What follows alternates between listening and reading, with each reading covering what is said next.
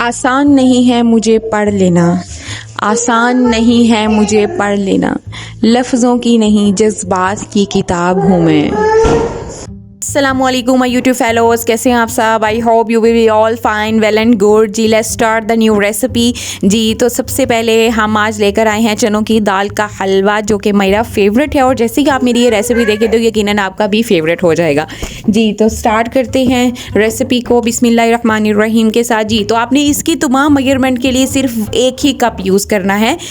जी तो सबसे पहले मैंने 2 कप ये दाल ले लिया, जो कि मैंने ओवरनाइट पानी में सोक करके रखी हुई थी। अब तो बहुत अच्छे से ये नरम हो चुकी है। अब इसको मैंने अपना फ्राई पैन ले लिया है और आपने भी ज़ाहिर है अपने घर में मौजूद फ्राई पैन लेना है। It's just a joke.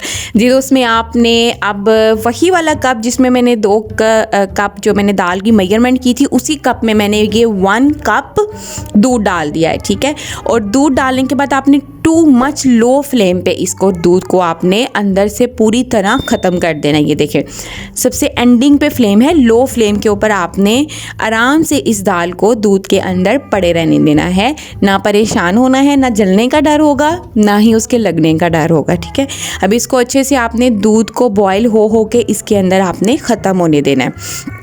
जब तक इस दूध को हम वेट कर रहे हैं कि इसके अंदर सड़ के ख़त्म हो जाए, आप जल्दी से खुशी सड़े बगैर प्लीज़ आप खुशी मेरे चैनल को लाइक कर दें, सब्सक्राइब कर दें और अपने फेलोज़ में काइंडली शेयर कर दें। और वो फेलोज़ जो कि मेरी दाल के हलवे को देख रहे हैं लेकिन सब्सक्राइब का बटन दबाना भूल गए हैं, काइंडली सब्सक्राइब के बटन को प्रेस कर दें।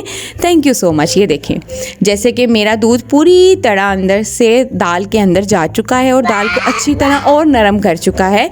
आपके दूध को भी ऐसे ही होना ज़रूरी है। जी तो अब साथ ही फ्लेम को ऑफ कर दें और अपनी ये सारी दाल को आप अपने चॉपर में डालें।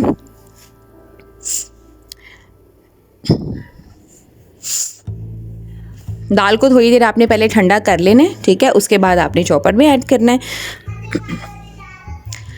जी तो तमाम दाल जो है वो चॉपर में डल चुकी है। अब वही वाला कप आपने दोबारा से लेना है जो आपने 1 कप या आपने दूध डाला था। अब इसके अंदर चॉप करते हुए भी आपने 1 कप दूध ऐड कर देना है। ठीक है, अब इसको आप अच्छे से चॉप कर रहे हैं, अच्छे से चॉप करना है। ज़्यादा देर चॉपर चलाना पड़ता है क्योंकि यूँ लगता है बाहर आउटर लुक ये लगता है कि सारी दाल चॉप हो गई, लेकिन अंदर से रह जाती है। इसलिए आपको थोड़ा सा ज़्यादा देर चॉपर चलाना पड़ेगा और खोल के भी चेक करना पड़ेगा कि आया सारी दाल अंदर से चॉप हो गई है कि नहीं। ये देखें जैसे मैं चेक कर रही हूँ, दरमियान से मेरी दाल रह गई थी। अब मैंने दोबारा से चॉपर को चलाया है।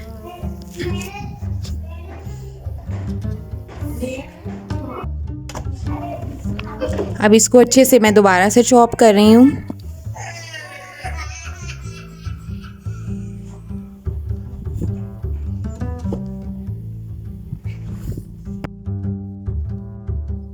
ये देखिए अब कितने अच्छे से दाल चॉप हो चुकी है। अब दोबारा से उसी फ्राई पैन में आ जाएं।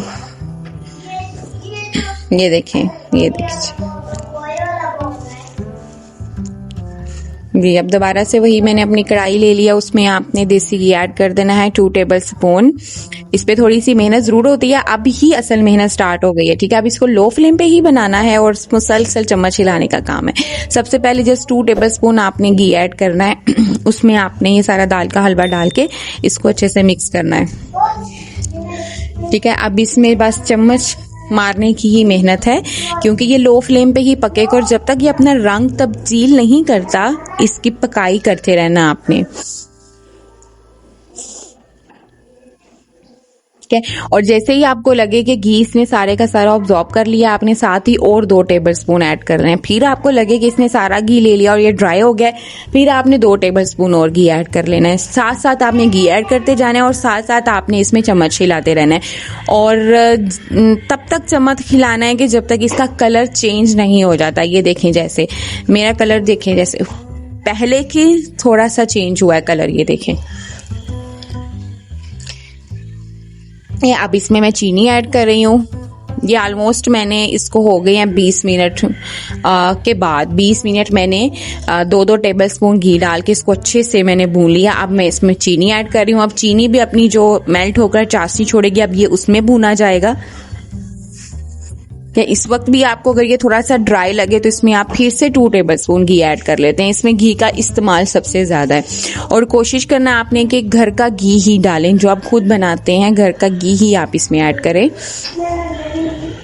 ये देखें, ये अभी जुड़ा जुड़ा सा नहीं है। इसके पकने की निशानी एक ये है कि इसका कलर चेंज हो जाएगा और दूसरा ये कि ये आपस में जुड़ जाता है। ठीक है, यूं भूनते हुए आपको पीसीज अलग अलग नहीं फील होते, ये एक दूसरे के साथ जुड़ जाता है। ये वो भुनाई की ये है कि एंडिंग होगी, अच्छे से भून गया, वो इसकी निशानी है। अब ये देखिए, इस तरह दुबाते हुए इसको ऐसे पूरा सर्कल में गोल गोल, फिर दरमियान में इसी तरह इसको भूना है। कंधा तो एक दफ़ा रह जाता है, लेकिन क्या ये लजीज हलवा बनता है। इट्स माई पर्सनली फेवरेट हलवा।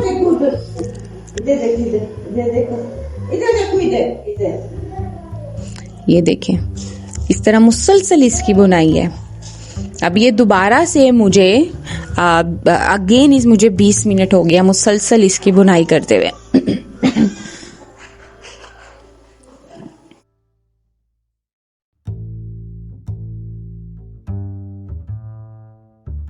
अब ये देखें, उसके बाद मैं मुसलसल इसको भून रही हूँ। अब मेरा लास्ट टिप बस इसमें रह गया है।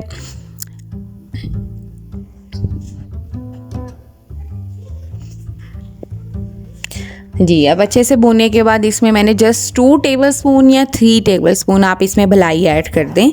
ठीक है, ये देखिए, आप मेरे हलवे का कलर चेक करें और आप ये भी देखें कि अब हलवा कितने अच्छे तरीके से एक दूसरे के साथ जुड़ना शुरू हो गया हुआ है। ठीक है, अब इस स्टेज पे भी अगर आपको फिर से ड्राई फील हो तो इसमें आपने फिर से 2 टेबलस्पून घी ऐड कर देना है। ठीक है, अब वो मलाई अच्छी से इसने अपने अंदर अब्जॉर्ब कर लिया है। मलाई डालने से ये होता है कि ये हलवा आपको ड्राई नहीं लगता और बहुत ज़्यादा ऑयली नहीं आपको लगता। वो ज़्यादा घी नहीं ऐड करना पड़ता, ऑयली नहीं होगा और ना ही आपको ड्राई फील होगा। इसमें आपने भलाई अगर ऐड करनी है और वो भी इस स्टेज पे आके ऐड करनी है। पूरी भुनाई के बाद एंडिंग पे आपने 3 से 4 टेबलस्पून आपने अंदर भलाई ऐड कर देनी है। अब ये देखें कितने अच्छे से हलवा पूरी तरह पक चुका है और अब ये देखें कितने अच्छे से एक दूसरे के साथ जुड़ चुका है। अब मैं आपको करीब करके स्पून पे डाल के भी दिखाती हूँ। ये देखें, स्पून में मैं ये देखें आपको प्रेस करके दिखाती हूँ, ये जुड़ गया आपस में। इसको आप कोई सी भी शेप दे सकते हैं या एज इट इज़ भी आप मेहमानों को सर्व कर सकते हैं। जी, तो मील को एंजॉय करें, दुआओं में याद रखें, अपना ख्याल रखें, अच्छा सोचें दूसरों के लिए, अपने लिए, और अपना ढेर सा ख्याल रखें। अल्लाह हाफिज़, टेक केयर। चैनल को लाइक कर दें, सब्सक्राइब कर दें।